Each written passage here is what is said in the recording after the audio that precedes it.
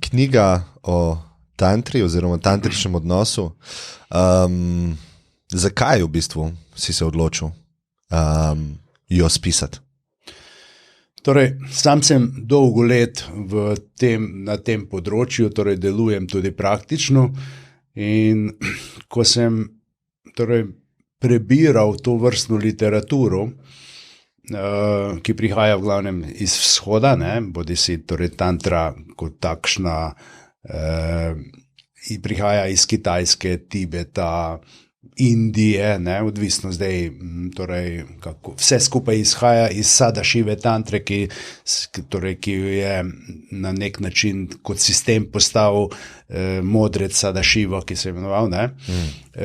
In ko berem te knjige, vidim, da so knjige sicer zelo dobro tehnično napisane. So priročniki, kako početi, da bi dosegel neko stopnjo, neko recimo razvojno stopnjo ali pa uporabo energije oziroma seksualne energije, vendar je na nek način direktno vnašanje tega znanja oziroma direktno prevajanje teh knjig je za nas malo tuje. Ljudje se ne najdejo notri, zelo težko to berejo, in zdi se jim nemogoče, sploh če se ta, ki piše knjige, hvali s svojimi dosežki in tako. Zato se mi je zdelo, da je fajn, da napišem eno knjigo o tem, ampak da zajamem tantro širše. Torej, večina ljudi, ko sliši tantra, pomisli, to je spolnost. Vendar spolnost je del tantre, ampak je en mali del tantre. Večji del tantre je odnos med dvema, pa celo ne med moškimi, ne nujno med moškimi in ženskami, tudi istospolni partnerji, torej partnerji, ki so v odnosu, torej lahko prakticirajo tantro. Tle bi morda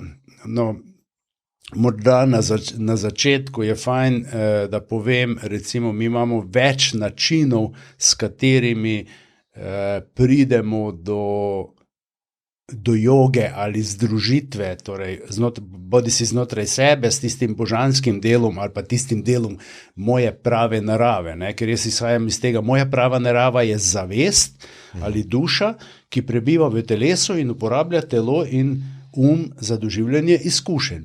In torej, ko pridem v stik s svojo pravo naravo, je to že spoznanje tega božanskega v sebi, istočasno pa tudi zunaj sebe. In to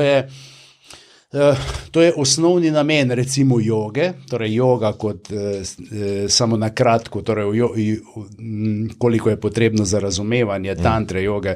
Torej, joga je pač metoda, postopki, neki rituali, vse tiste tehnike, ki jih, kadar prakticiramo jogo, velikokrat v askezi, v odrekanju, torej joga je pravzaprav mora postati način življenja in vsebuje vse tiste različne vrste jog, ampak tudi ljudje na zahodu najbolj razumejo hatha jogo, pa še to ponavadi samo položaje, ampak hatha joga je... Asane, asane, ampak hatha joga je veliko več.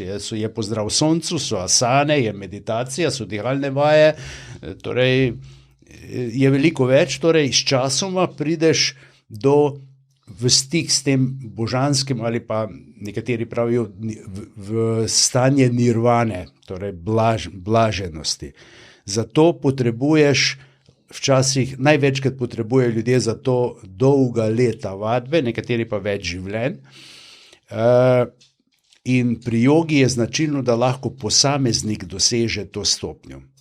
Podobno lahko rečemo tudi, da je nek religijski sistem, torej joga je združitev, religija je tudi združitev. Religijski sistem tistim, ki jim je to blizu, če se držijo teh postopkov, če se držijo ritualov, če se držijo zapovedi, načina življenja in tako naprej, pridejo do spoznanja božanskega, do gnoze. Podobno kot joga. Zdaj, eno in drugo je pravilno. Tantra pa obrne zadevo na robe. Torej, jaz sem že zavest, božanskost, ki se daje svoje telo in svoj kot orodje absolutnemu, da se izrazi v materialnem svetu, v ekstazi, v blaženosti. Torej, mi gremo pa narobe. In če pogosto v jogi, nekatere smeri joge in tudi nekateri religijski sistemi pravijo, da telo ni dobro, da je telo materialno, da se ga moramo odreči in tako naprej, da ni dovolj duhovno, tantra pa pravi, telo je izraz največje stopnje udejanjenja božanskega. Ne? In to je potem tantra. Seveda, da pa bi tantro lahko sploh začel prakticirati, pa potrebuješ neke pogoje moraš zadovoljiti. Če je samo na po tehnični plati pogoj za to je, da imaš že izkušnjo čiste zavesti, ki jo dosežeš v meditaciji, v eni od vrst meditacij. Torej, ko dosežeš to, ker če ti ne veš, kaj je čista zavest, ki si jo dosegel v meditaciji, ti ne moreš tudi razumeti, kaj se udejanja preko tebe v tantričnem odnosu. Torej, to je pogoj. Pogoj je, da pripraviš največkrat z jogijskimi tehnikami, ne samo jogijski, lahko je tudi iz tehnikami iz qigonga, iz tai chia, skratka, tehnikami, ki so zraven tega, da so telesna vadba, so tudi energijska vadba, so tudi odpiranje energijskih pretokov, torej da pripraviš telo in da imaš izkušnjo tega stanja enosti, čiste zavesti, potem lahko sebe daš za sredstvo, ampak ne sam eden, ampak dva skupaj, torej v paru, za sredstvo, preko katerega se to božansko udejanja skozi ekstazo in blaženost. In sedaj, torej naloga, poskušam najbolj poenostaviti, naloga tantrika je tudi, da to blaženost, ki jo doseže skupaj v paru, širi navzven. Torej, če tisti, ki prakticira jogo, ko doseže recimo v budizmu nirvano, ima željo, da ostane v nirvani, da se ne udejanja več, se to lahko konča za njega. Yeah. Tukaj se pa šele začne, ker ko jaz doživim ekstazo, da se skozi mene izraža ta čista zavest božansko, kakor kdo to razume, moja naloga je, da to energijo širim navzven na druge ljudi. Pa ima posledično, torej se izboljša odnos, pa je potem je kot družina, funkcioniramo boljše, imajo otroci za to, več koristi, se izboljša družba, se izboljša celotna recimo država, recimo če bi v parlamentu nekaj ljudi bilo tantrikov, potem ne bi imeli tega šmorna, ko ga imamo, ampak bi čisto drugače ljudje funkcionirali, ker je to nalezljivo. Zakaj pa, zdaj pa zanimivo, ker ljudje vprašajo, zakaj pa tantrik ne bi mogel biti eden? Lahko bi bil, ampak zdaj pa zanimiv ta ego. Običajno pri vadbi joge, pri religijski praksi se s razvojem sposobnosti povečuje ego, pridemo do duhovni ego. Torej, to so ljudje, ki potem pogosto jih srečujemo, ki so zelo visoko prišli v jogi, ego je pa tako močan, da ne dovolijo nikomur, da bi ima prav ali pa karkoli. V tantri pa dva, ki sta v tantričnem odnosu, torej, da bi prišla v ekstazo, v blaženost, morata oba izgubiti svoj ego, da potem nastane neko novo bitje v tistem trenutku brez ega. Zanimivo, to pa moram povedati. Pred nekaj dnevi sem poslušal na televiziji župnika iz Grosuplja, mislim, da... Je bil tukaj, Martin Golob. Ja, Martin Golob, ki je zanimivo, torej bil je v vdaji 1 na 1 in ga je vprašal tudi o tem, kako svetuje ljudem glede seksualnosti, potem kak ima odnos, sicer je tudi priznal, da se včasih tudi zaljubi, ampak da se nosi dobro s tem, ampak da svetuje, torej parom, da je seks zelo dober takrat, kadar moški in ženska izgubita ego in prideta v neko drugo stanje zavesti. Zanimivo, to je pa tantra. Kako pa on to ve? Kako misliš, že je prišel do tega? Ne vem, lahko ima izkušnje iz prejšnjih življenj, pa ima to znanje v sebi.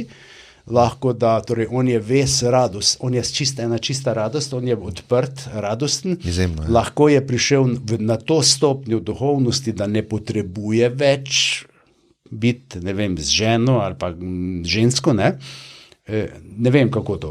Lahko pa da prakticira, ne vemo, ne? Mislim, ampak ne bi to zahajal, ampak se mi je zdelo zanimivo, kako je, da je to nekdo, torej prvič slišim iz njihovih vrst, torej duhovniških vrst, da je nekdo tako dobro povedal, kaj je spolnost. Neverjetno. Ja. Ne? Zakaj pa misliš, da so predvsem zahodne duhovne tradicije dost proti tem užitkom, ekstazi, telesa? Zelo so konzervativne bile čez zgodovino. Ne? Tukaj verjetno obstaja, jaz sem to razmišljal pri sebi in tudi čez izkušnje, verjetno obstaja ful enih pasti v teh užitkih, ne? Za človeka. Zato je bilo boljše za njih, ali pa so se odločili, gremo to v črto potegniti. Torej, to je ravno ta v izogib, da bi padel na nekje, ali da bi se na poti zaustavil. To je recimo, če potuješ, recimo greš z avtom, se zdaj pelješ do Münchna, ob avtocesti so pa zabavni klubi in tako naprej. To so vse, to je, smo lahko rečemo, to je tantra, to je yoga, to je užitki in vse skupaj. Torej, lahko, da se zaustaviš v enem takem centru in ne greš več naprej in to je tvoj padec, ne, v resnici. To tvoj Bog postane, ja, ne, v bistvu. Če pa imaš ves čas pred sabo cilj, ki ga zasleduješ, pa lahko vse to konzumiraš in še vedno greš na avtocesto in naprej. Ne? In to je to. In zdaj, nekatere smeri so bolj za to, da se odrekamo vnaprej, da ne bi padli, tako kot tantrična smer, pa še bi našli, katero, oni pa pravijo, tisto, kar si želiš, izkusiš, da bi lahko presegal, da bi se lahko odrekel. Torej, najprej moraš izkusiti, da bi lahko šel naprej. Ne? To je zanimiv pristop. Zdaj, kaj je boljše?